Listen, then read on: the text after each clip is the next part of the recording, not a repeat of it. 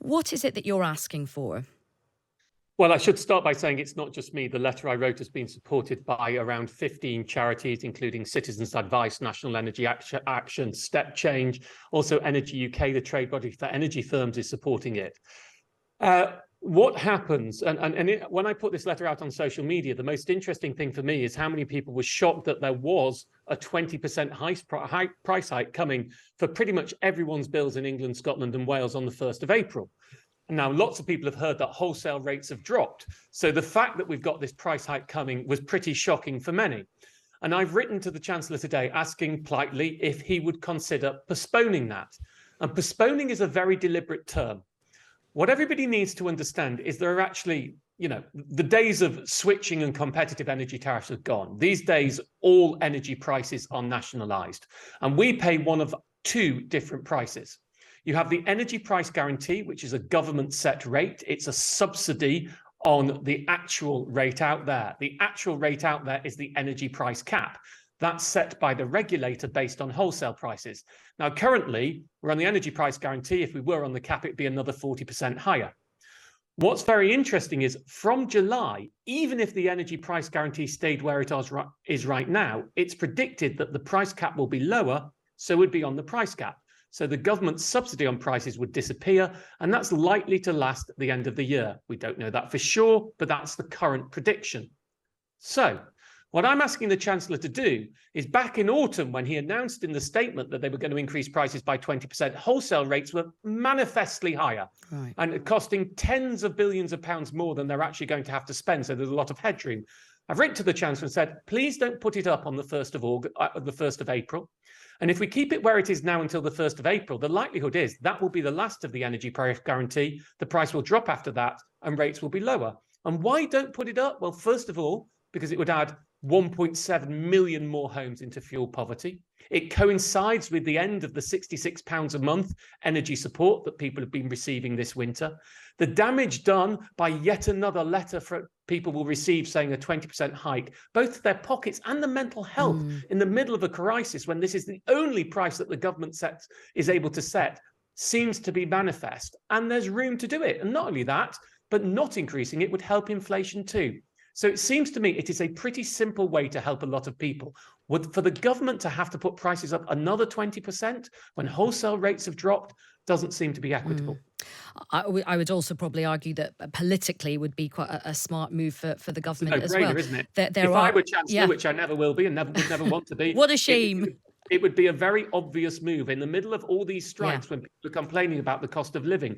Would you really want to be the Chancellor when wholesale rates have dropped, who puts prices up by 20%? But what is important to understand, because some people are saying, rabbit in the hat in the budget. The budget's too late. Because of the notification period for energy price rises, the energy companies would have to notify a month in advance, which is before the budget of these price rises coming. So it has to happen sooner. It can't be the budget. The only way it could subtly be the budget is if the Chancellor told the energy firms not to write that letter, but made no announcement about it, and then made the announcement in the budget that he wasn't going to increase it. But at that point, clearly, I would work it out, the energy firms would work it out, and lots of other clever journalists would work it out too. Fine. So do it now. Also, there are local elections coming up in May, so that would be quite a savvy thing for the Chancellor to do. Now, you've made a very compelling case for this, Martin. Do you think he'll listen? Do you think he will do it? Well, I mean, I've been talking about this for a while, but today was a deliberate intervention, writing the letter, getting the support from the charities, going on the media to talk about it. The answer that has come in the past from the Chancellor is these wholesale rates are low now, but they may go back up again, and therefore we need to protect the country. Which is why I have very deliberately not asked him to cancel the increase. I have asked him to postpone the increase. Because if things remain as they are now, the energy price guarantee in practice disappears from July onwards because we all move to the price cap, which is just based on wholesale rates and not a subsidy. But if he were to postpone the increase to, say, July, and he were to increase the energy price guarantee by 20% in July, well, he could do that. It would have no practical impact on our bills unless wholesale rates rocketed very substantially, which is what he is saying he is worried about. So that's why in my intervention, I deliberately designed it that would give him the wriggle room. Now, what people have been talking about in the past is cancelling. I am talking about postponing. Okay. And I hope that there's a chance of that. Do you get the logic? Yes, I'm yeah, no, no, saying no. there? You've explained that very well. You've built in some flex there, and I think a lot of people probably weren't aware that this hike was happening, but also you do make a really important point about the projections of wholesale prices coming down. Martin, I just wanted to ask you another question. There's been a big row that's brewing about people going to food banks and who are the types of people going to food banks. We've got the new deputy chair of the Conservative Party, Lee Anderson, who has said, and it's not just him, we've had many other people say that people that go to food banks just can't budget. What's your understanding of the kinds of people that are going to food banks and why they're going to food banks? Well, if I may throw my own statistic at you, and I hope I remember this right, but I'm certainly within the right ballpark. Currently, 52% of people who go to Citizens Advice for money help, after the Citizens Advice person has helped them, reduced their expenditure to the minimum, gone through their entire budget, 52% are still deficit budgeting. In other words, their income is lower than their minimum expenditure. Now, that is hundreds of thousands of people, and that's only those who have asked for help. And that is a shocking and disastrous scenario. It is the reason why last year, and it was a quote that keeps coming back, and I was quite specific, I was talking about those on the lowest incomes and with regards to energy. I said I was out of tools. This was no longer a money management issue. This is an issue of politics. Now, clearly, let's not ever generalize. There will be some people on food banks who are there because they are not budgeting properly. But I don't think that is the majority. I think many people on the lowest incomes are actually some at the best of trying to eke out what they have. And it's very easy to take an example and look at a salary and go, well, that's all very well. Well, first of all, the biggest cause of death is change of circumstance. You know, you might lose your job, you might lose your leg, you might lose your health, you might lose your partner, you might get divorced. All of those things can cause big problems to people's finances. People who have debts can't get out of them that easily. And it's nice and easy to look at a generic situation and say a nurse should be able to afford food. Well, how many children does that nurse have? Are they a single parent? Are they paying child maintenance? Where do they live? What is the cost of housing where they happen to live? There are many circumstances and everybody's finances are different. I certainly would not want to generalize and say most of this is a budgeting problem.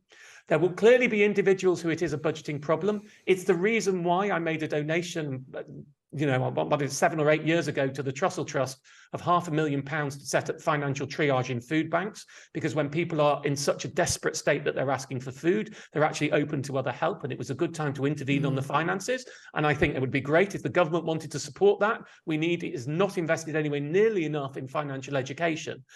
But I think the people who if people need food, that's what food banks are there for. And we should make sure that people aren't starving. And we should worry about a bit later what the causes of it are, rather than making sure that the people aren't starving. And yes, great, let's improve financial capability, let's improve access to information centres, let's improve financial education, let's do far more talking about budgeting, let's do all of those things, but let's make sure people are fed first. I know, some really, really important points there, Martin.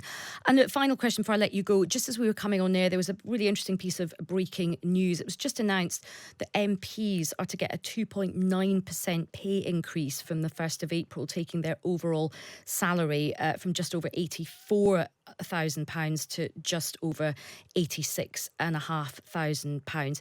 Do you think that's fair when there's all this industrial action going on? We've just talked about the extreme hardship that many people find themselves in. It's not particularly an issue I want to be drawn into, if I'm honest, but it's worth noting 2.9% is lower than the average pay rise, and it's substantially lower than inflation. And people need to remember it's not the MPs themselves who decide, it's an independent panel. I mean, we have an interesting point in this country about what we pay MPs. Whenever I do Twitter polls on it, the view is split between those who say it's outrageous and far too much, and those who say, well, actually, you know, if you look at a London salary, it's a senior middle office manager in London. You know, certainly we don't have this argument about district judges, which I would say is a commensurate level, who are paid substantially more than MPs. So I think there is a cause for a national debate about what they should be paid. I'm not sure these trivialities, 2.9% is a substantially below inflation increase. I'm not going to get involved in that issue. Some people will say it's too much. Some people want to punish MPs. Personally, I want MPs who are really focused on their job, don't have many other outside interests, and try and do what's right for the country. And I want to have a recruitment system that works and, you know, gives them proper offices, probably not paid by them directly, but Mm. proper offices with proper staff policies so they could go and work and operate, and we rehabilitate the role in society. We have too much adversarial and not enough consensual politics in this country. And, I don't particularly want to get on the bandwagon of knocking MPs. What I'd like is to have a much better political system that doesn't try and knock down our political leaders. It tries to make sure we get the best ones.